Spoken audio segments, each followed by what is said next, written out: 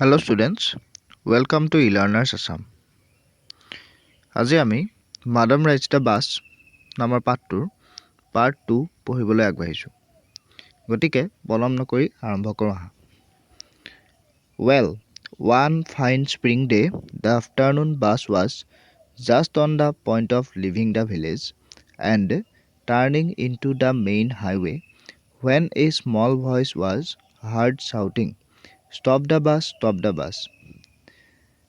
এদিন বসন্তকালৰ সুন্দৰ দিন এটাত আবেলিৰ বাছখন গাঁওখন এৰিবৰ মুহূৰ্তত আৰু মূল ঘাইপথত উঠিবলৈ ধৰাৰ সময়তে এটা সৰু মাতে ষ্টপ দ্য বাছ বুলি চিঞৰা শুনা গ'ল। And a tiny hand was raised commandingly, আৰু এটা অকণমানি হাত দাঙি গাড়ীখন ৰখাবৰ বাবে নিৰ্দেশ দিয়া দেখা গ'ল। The bus slowed down to a crawl. বাছখনৰ গতি হ্ৰাস কৰিলে। And the conductor, sticking his head out the door, said, আৰু কণ্ডাক্টৰজনে দৰজাখনেদি মূৰটো উলিয়াই ক'লে, Hurry then, tell whoever it is to come quickly.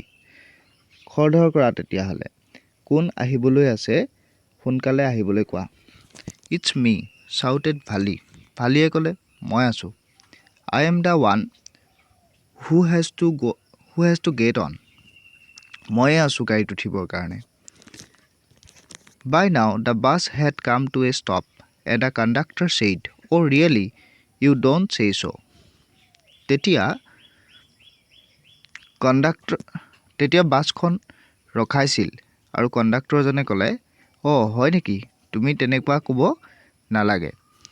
Yes, I simply have to go to town, said Vali, still standing outside the bus. And here is my money.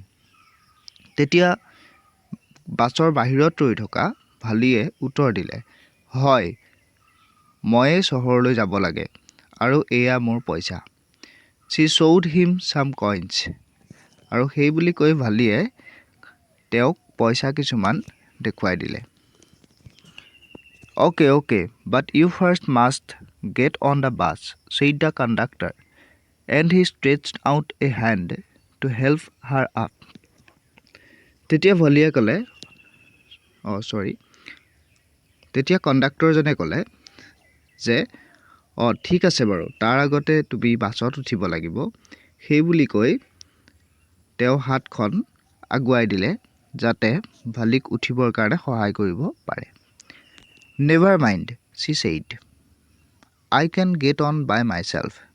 তেতিয়া ভালিয়ে ক'লে, কোনো দৰকাৰ নাই, মই নিজেই বাছত উঠিব পাৰিম। You don't have to help me. আপুনি মোক সহায় কৰাৰ কোনো প্ৰয়োজন নাই। The conductor was a jolly sort, fond of joking. এই কণ্ডাক্টৰজন আছিল এজন ফূৰ্তিবাজ ল'ৰা আৰু তেওঁ ধেমালি কৰি ভাল পাইছিল। Oh, please, don't be angry with me, my fine madam, he said. তেতিয়া তেওঁ ক'লে যে মহাশয়া, আপুনি মোক খং নকৰিবচোন। Here have a seat right up there in front. সেইটো সন্মুখতে আপোনাৰ চিট আছে। Everybody move aside please. Make way for madam. সকলোৱে অলপ ছাইড দিয়কচোন, মাডামক যাবলৈ দিয়ক। It was a slack time of day and there were only 6 or 7 passengers on the bus. এইটো আছিল দিনটোৰ কম ব্যস্ত সময় আৰু বাছখনত মাত্ৰ 6-7 জন পেছেঞ্জাৰহে আছিল। They were all looking at Vali and laughing with the conductor. আৰু সকলো যাত্ৰীয়ে ভালিৰ ফালে চাইছিল আৰু কণ্ডাক্টৰৰ লগতে হাঁহি আছিল। Vali was overcome with shyness. ভলি লাজত ৰঙা-চিঙা পৰিছিল। Avoiding everyone's eyes, she walked quickly to an empty seat and sat down. কোনেও নেদেখাকৈ বা কাৰো চকুলে নোচোৱাকৈ তাই নিজৰ এটা খালী চিটৰ ফালে গৈছিল আৰু বহি পৰিছিল। May we start now, madam? The conductor asked, smiling. তেতিয়া কণ্ডাক্টৰে হাঁহি পেলাই সুধিলে, এতিয়া আমি যাব পাৰোঁনে madam? Then he blew his whistle twice and the bus moved forward with a roar. তাৰপিছত তেওঁ সুহুৰিটোত দুবাৰ বজাই দিলে, তেওঁৰ সুহুৰিটো দুবাৰ বজাই দিলে আৰু বাছখন যাবলৈ আৰম্ভ কৰিলে। It was a new bus. Its outside painted a gleaming white with some green stripes along the sides. এইখন এখন নতুন বাছ আছিল। ইয়াৰ বাহিৰ চাইডটো জিলিকি থকা বগা ৰং কৰা আছিল আৰু তাৰ মাজত সেউজীয়া কিছুমান ষ্ট্ৰাইপছ বা লাইনছ বা সাজ কিছুমান দি থোৱা হৈছিল। Inside the overhead bars shone like silver, আৰু ভিতৰ ফালে থকা মূৰৰ ওপৰৰ সেই বাৰবিলাক চিলভাৰৰ দৰে জিলিকি উঠিছিল। Directly in front of Vali, above the windshield, there was a beautiful clock. ভলিৰ একদম সন্মুখতে উইণ্ডশ্বিল্ডৰ ওপৰত বা খিৰিকীৰ ওপৰত এটা সুন্দৰ ঘড়ী আছিল। The seats were soft and luxurious. চিটবিলাক আছিল কোমল আৰু আৰামদায়ক। Vali devoured everything with her eyes. ভলিয়ে তাইৰ চকুৰে সকলোবোৰ হজম কৰি গৈছিল। হজম মানে ইয়াত সকলোবোৰ ভালদৰে নিৰীক্ষণ কৰি গৈছিল বুলি বুজাইছে। But when she started to look outside, she found her view cut off by a canvas blind that covered the lower part of her window. কিন্তু ভালিয়ে যেতিয়া বাহিৰলৈ চাবলৈ বিচাৰিছিল, তেতিয়া তাই গম পালে যে তাইৰ চিটটোৰ কাষত থকা খিৰিকীখনৰ আধালৈকে এখন পৰ্দা দি ঢাকি থোৱা হৈছে। So she stood up on the seat and peered over the blind. আৰু সেইকাৰণে তাই চিটটোৰ ওপৰত থিয় হৈ দিলে আৰু বাহিৰলৈ চাবলৈ ধৰিলে পৰ্দাখনৰ ওপৰেৰে। The bus was now going along the bank of a canal. বাছখন এতিয়া এটা নলাৰ পাৰে পাৰে গৈ আছিল। The road was very narrow. ৰাস্তাটো আছিল বৰ ঠেক। On one side there was the canal, and beyond it palm trees, grassland, distant mountains, and a blue sky. সেই কেনেলটোৰ এটা চাইডে আছিল, ৰাস্তাটোৰ এটা চাইডে আছিল সেই কেনেলটো, সেই নলাটো, আৰু এণ্ড বিয়ণ্ড ইট, আৰু ইয়াৰ ইফালে আছিল খাজুৰী গছ, ঘাঁহনি পথাৰ আৰু দূৰণিত দেখা সেই পাহাৰটো আৰু নীলা আকাশখন। On the other side was a deep ditch, and then acres and acres of green fields, green as far as the eye could see. আৰু ৰাস্তাৰ অন্যটো ফালে আছিল এটা দ গাঁত, আৰু তাৰ পিছত আছিল একৰৰ পিছত একৰ ভৰি সেউজীয়া পথাৰ। সেউজীয়া, ইমানেই সেউজীয়া আছিল, চকুৰে দেখালৈকে অকল সেউজীয়াই আছিল। Oh, it was all so wonderful. এই সকলোবোৰ বৰ ভাল লগা দেখোন। Suddenly, she was startled by a voice. হঠাতে তাই এটা মাতত উচপ খাই উঠিল।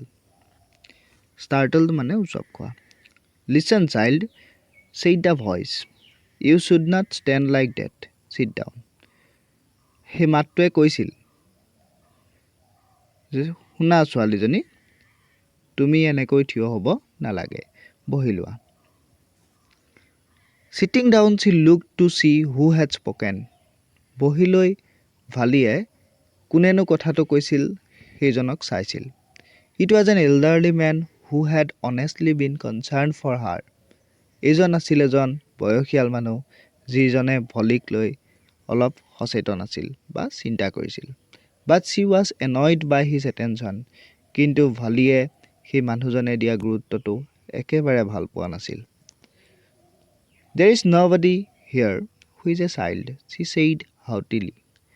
তেতিয়া ভালিয়ে খুব গৌৰৱেৰে উত্তৰ দিছিল, ইয়াত কেঁচুৱা ল'ৰা ছোৱালী বুলি কোনো নাই।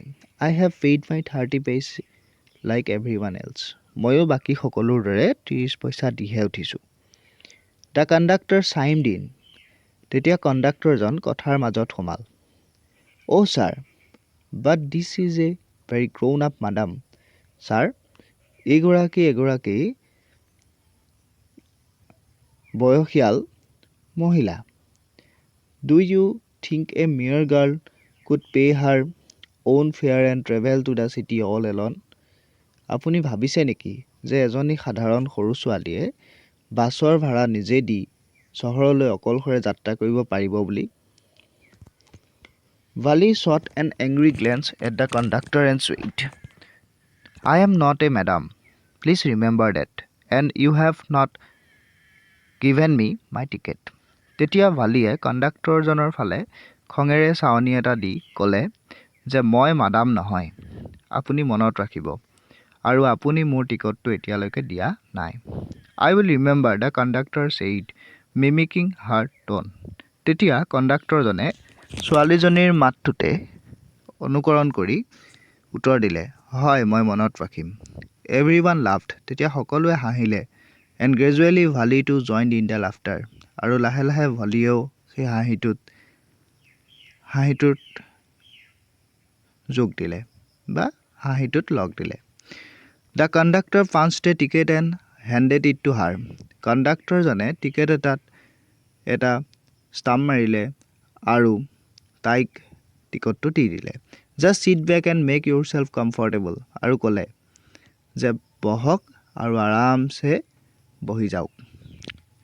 Why should you stand when you have paid for a seat?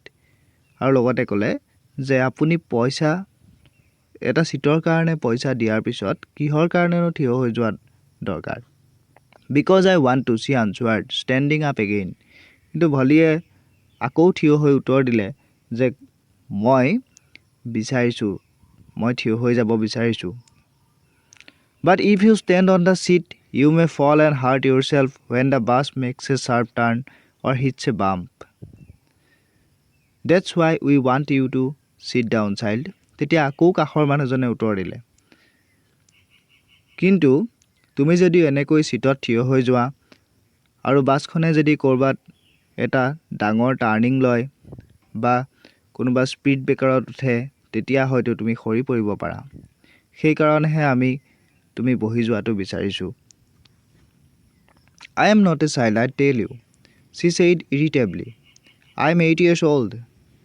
তেতিয়া ভালিয়ে irritably মানে অতি বিৰক্ত হৈ উত্তৰ দিলে যে মই সৰু ছোৱালী নহয়, মই আপোনাক আকৌ কৈছোঁ মোৰ 8 বছৰ হৈছে। Of course, how stupid of me, 8 years my. তেতিয়া মানুহজনে ক'লে 8 বছৰ, ময়ে বহুত মূৰ্খ। The bus stopped, some new passengers got in, and the conductor got busy for a time. বাছখন আকৌ ৰখালে আৰু কিছুমান নতুন পেছেঞ্জাৰ বাছখনত উঠিল। কণ্ডাক্টৰজন অলপ সময় তেওঁলোকক লৈ ব্যস্ত হৈ পৰিল। Afraid of losing her seat, Vali finally sat down. চিটটো হেৰুৱাৰ ভয় খাই ভালিয়ে নিজৰ চিটটোত বহি পৰিল। An elderly woman came and sat beside her. এগৰাকী বয়সীয়াল মহিলা আহি ভালিৰ কাষতে বহিলহি। Are you all alone, dear? She asked Vali as the bus started again. যেতিয়া বাছখনে আকৌ যাত্ৰা আৰম্ভ কৰিলে, তেতিয়া সেই মহিলাগৰাকীয়ে ভালিক সুধিলে, তুমি অকলে আহিছা নেকি? Vali found the woman absolutely repulsive. ভালিয়ে সেই মানুহগৰাকী মুঠেও ভাল পোৱা নাছিল, একেবাৰে বেয়া পাইছিল। Such big holes she had in her earlobes. তাই কাণত বহুত ডাঙৰ ফুটা আছিল। And such ugly earrings in them. আৰু সেই কাণৰ ফুটাত বৰ লেতেৰা কাণফুলি আছিল। Vali found the woman